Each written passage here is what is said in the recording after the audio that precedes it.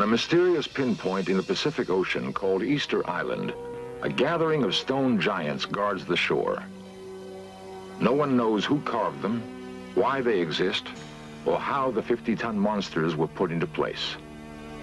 Yet they're here, unexplainable gargantuan pieces in baffling mystery.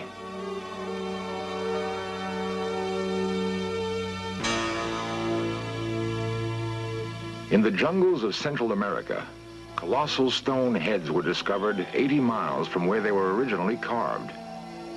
Weighing 100 tons, there is no clue as to how they were transported through dense swamp, nor do we know who moved them to this remote jungle. Long before the Egyptians built the pyramids, someone constructed a vast stone city atop a peak in the Andes. The ruins stand empty and silent. Each carving is a disconnected figure from the past, yet some common origin might join them together. The earth itself bears the portraits of still other giants scratched onto a plateau in California 10,000 years ago. Others were etched with precision into an English hillside long before the building of Stonehenge. The tools to carve and move the giants indicate an advanced technology. There is a place where the knowledge and skills to create the giants may be found: the Kingdom of Atlantis. Never before have explorers been so close to finding Atlantis. Never have we possessed as many clues, nor have we been able to bring the detection equipment of modern science to the search. Until now.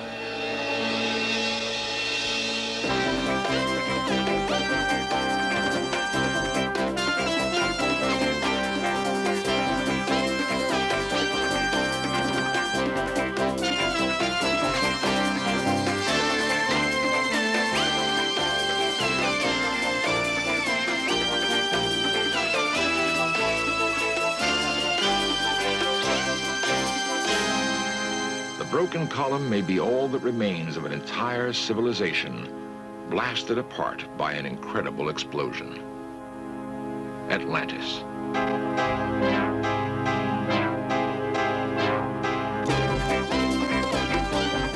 This series presents information based in part on theory and conjecture. The producer's purpose is to suggest some possible explanation, but not necessarily the only ones, to the mysteries we will examine.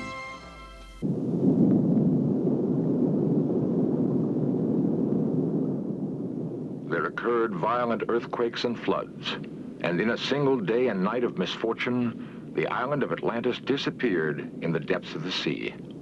So wrote the Greek philosopher Plato in the year 421 BC. Since then, adventurers obsessed by the tale of Atlantis have searched for traces of the remains of the fabled kingdom. Atlantis was said to have been a great city-state, ruled by a race of men supposedly descended from the gods. Was it a real city, a wondrous land, or a myth, a tale created by someone's wild imagination? If Atlantis existed, it would have been a place where technology was far more advanced than anywhere else on Earth. To discover such a city, we may use as clues descriptions that can be found in the writings of the great Greek philosopher, Plato. At first, a small Greek island in the Aegean seemed an unlikely place to start the search, for Plato had written of a great and wonderful empire. They had conquered almost all of Africa, he reported, and more than half of Europe. Such a kingdom hardly fits the image of a tiny island like Santorini. In 1966, however, the remains of an ancient building were dug from beneath 250 feet of ash and lava. Its broken walls signaled the first discovery of a great city.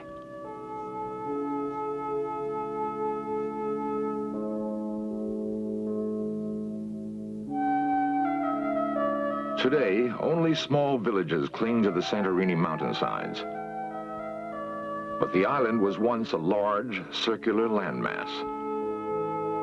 3,500 years ago, it was shattered by an incredible volcanic explosion. All that remains is a thin crescent of mountain and a sullen, smoldering volcano that erupts at least twice a century. The volcano that destroyed the island Plato knew as Thera may also have hidden all evidence of Atlantis. In many ways, the ruins are like those found elsewhere in the Aegean, reminiscent of the Minoan civilization. Then, reading Plato and viewing the broken walls and shattered pots, a sudden, chilling discovery is made. These ruins fit Plato's description of Atlantis with an uncanny accuracy. They constructed buildings about them and planted suitable trees, wrote Plato.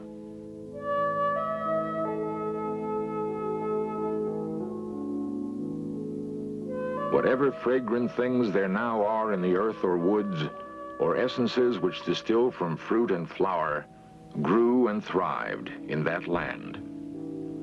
They had such an amount of wealth as was never possessed by kings and potentates, and is not likely ever to be again. The entire area was densely crowded and kept up a multitudinous sound of human voices, of din and clatter of all sorts, night and day. There were the king's baths, and there were separate baths for women, and to each of them they gave as much adornment as possible. There were many temples built and dedicated to the gods, also gardens and places of exercise. Plato tells us the citizens of Atlantis were skilled engineers, astronomers, and architects. He describes buildings and tools, and time after time we see in the ruins of Santorini the almost eyewitness accuracy of his account.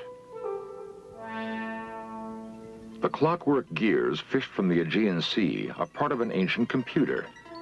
It was used to plot the course of the planets and stars across the skies of Greece. The first modern computer was built in 1930, yet these gears were fashioned 2,000 years earlier. Based on a highly advanced understanding of physics, mathematics, and astronomy, there's nothing else like it in classical Greek technology, but it may have derived its origin from Plato's Atlantis.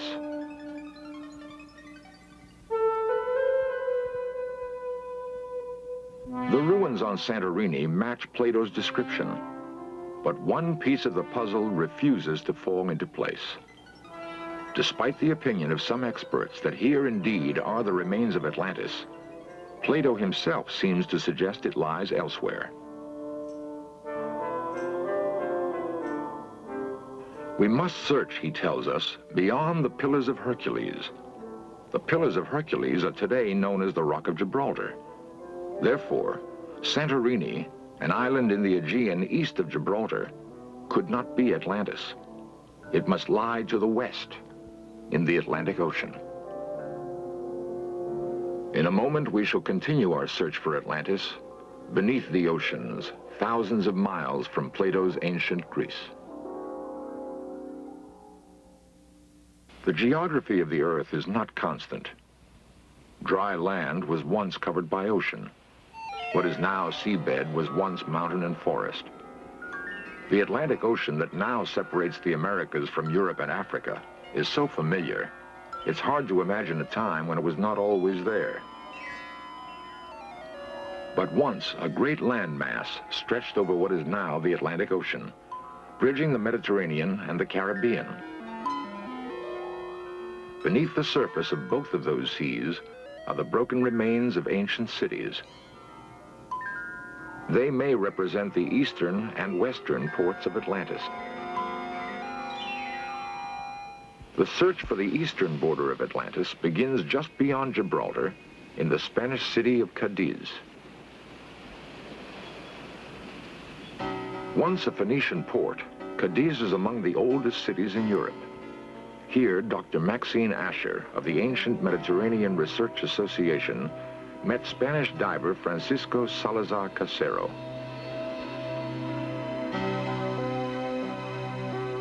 2.5 miles offshore, and 95 feet deep on the continental shelf, Casero found an ancient amphora. It had lain among the ruins of a city, older, he said, than any of the Greek and Phoenician remains in the area.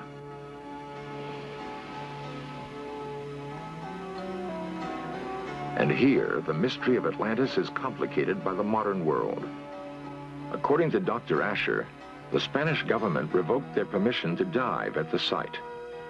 Spanish politics, she says, have prevented further underwater exploration off Cadiz. Although halted, the Asher expedition produced a significant find.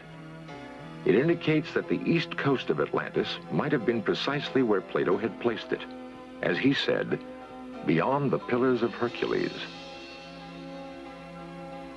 There is other evidence to support Plato's description of an island that was greater than Africa and Asia together.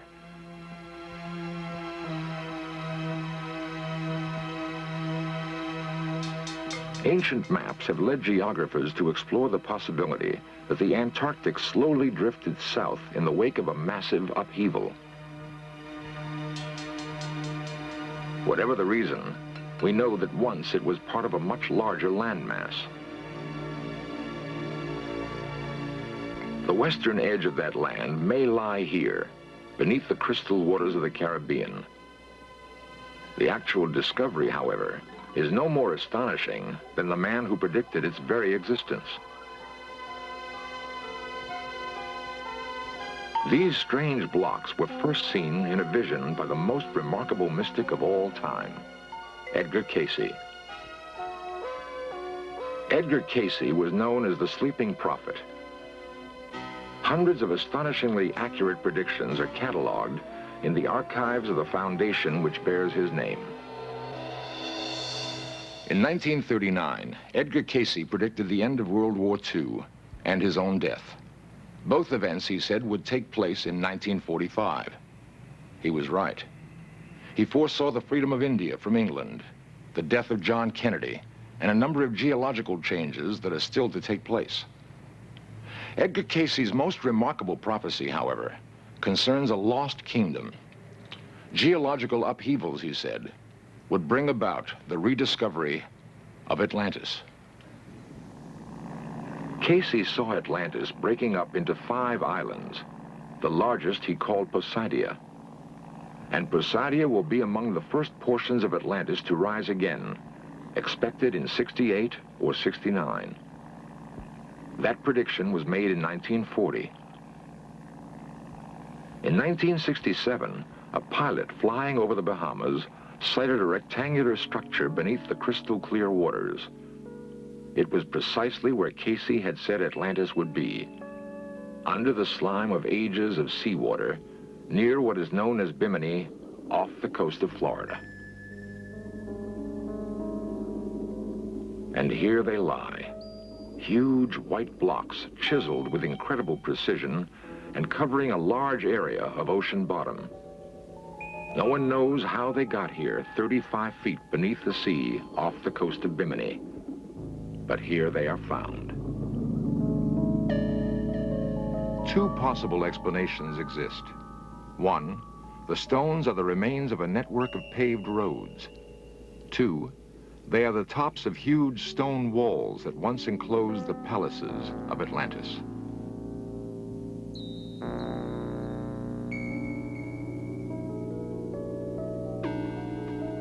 Author Peter Tompkins filmed the work of an expedition that hoped to locate Atlantis using clues from Cayce's writings. Aboard were Count Pino Turola, an Italian archaeologist, underwater explorer Dmitry Rebekov, and archaeologist Dr. David Zink. This expedition was to produce one of the most startling finds ever made in the search for Atlantis. Beyond the giant blocks, the divers discovered the remains of several ships. One had gone down in the year 1830. Beneath it lay the fragments of still another ship, one that had sailed the seas more than 3,000 years ago. Not a ship of Atlantis, certainly, but according to Yale's Dr. J. Manson Ballantyne, a voyager from Phoenicia. The Phoenicians were the greatest sea traders of ancient times. Their ships called at every port in the known world. Could it be that Phoenician traders came more than 5,000 miles from the site of classical Mediterranean civilization to deal with a rich and fabled kingdom?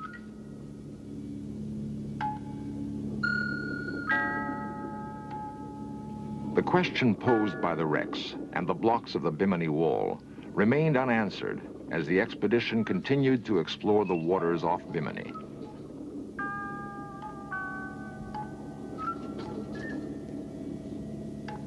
South of the wall, Pino Turola, a leading underwater explorer, discovered 4 marble columns.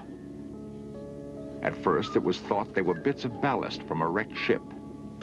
After days of diving and investigation, Turola developed a different theory.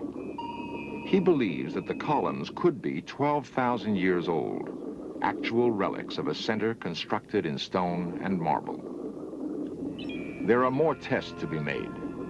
Geologic dating of these and the expedition's other finds could confirm the explorers' theory that here is Atlantis. Here is the fabled world.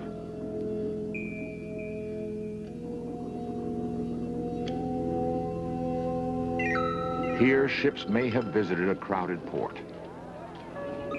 Here, marketplaces may have been filled with the multitudinous sound of human voices that Plato told us about.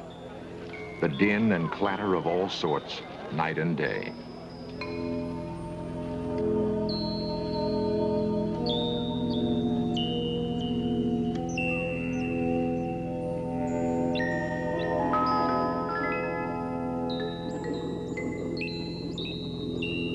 The broken columns may be all that remains of an entire civilization blasted apart by an incredible explosion.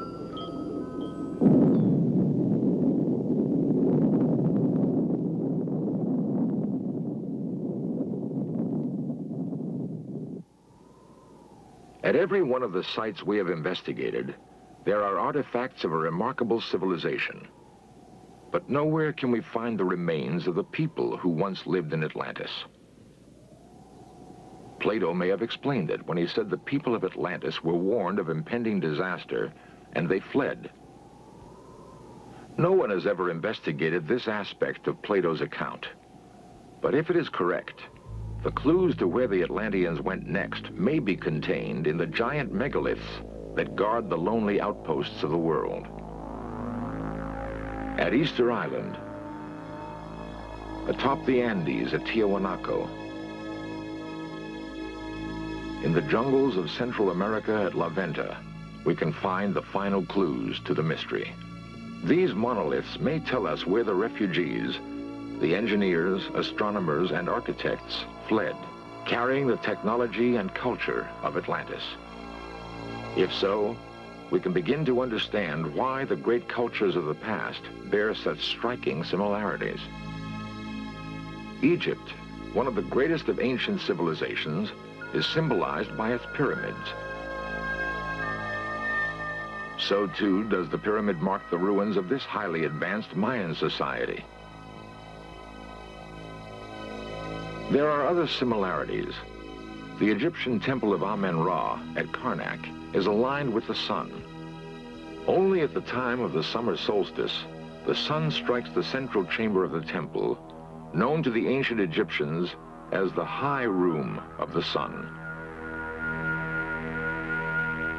8,000 miles away, in the remote peaks of the Andes, the Inca marked the seasonal solstices with this monument. Using almost the same words as the Egyptians, they called it the hitching post of the sun. Perhaps the most remarkable record of the exodus from Atlantis is preserved in the 1,500-year-old pottery of a Peruvian tribe called the Mochica. In their vases and utensils, they depicted Orientals and Negroes, Arabs, Indians, Egyptians, and Greeks, people who might have been known to each other in Atlantis.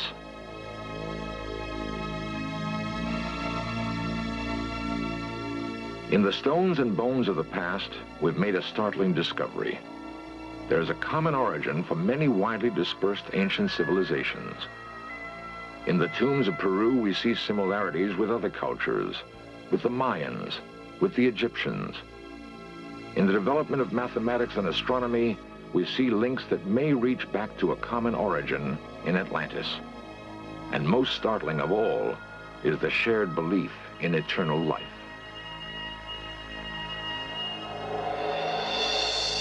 In fragrant linen, buried amidst the treasures of their world, they seek the hereafter, guided by their ancestral traditions. Perhaps their ancestors were the people of Atlantis. We have attempted to piece together the jigsaw puzzle of history that has been scattered by disaster. In so doing, we've found what may be the only remaining traces of the lost kingdom of Atlantis. Of one thing we can be certain: the memory of Atlantis is no myth. It is history.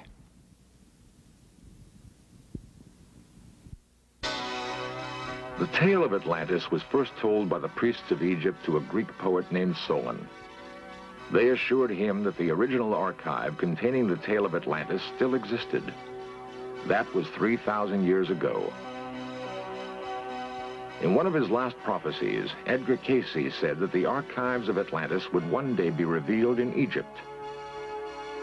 Soon, a new expedition will begin the re-exploration of the pyramids of Egypt, searching among the hieroglyphs and tomb paintings for the absolute proof that once, back before the beginnings of history, a marvelously advanced civilization of human beings once ruled the earth from an island continent called Atlantis.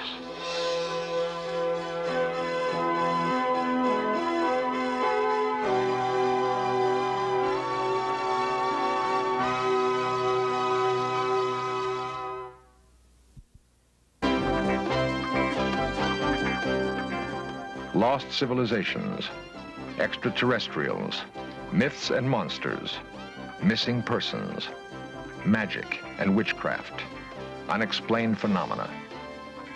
In Search of cameras are traveling the world, seeking out these great mysteries.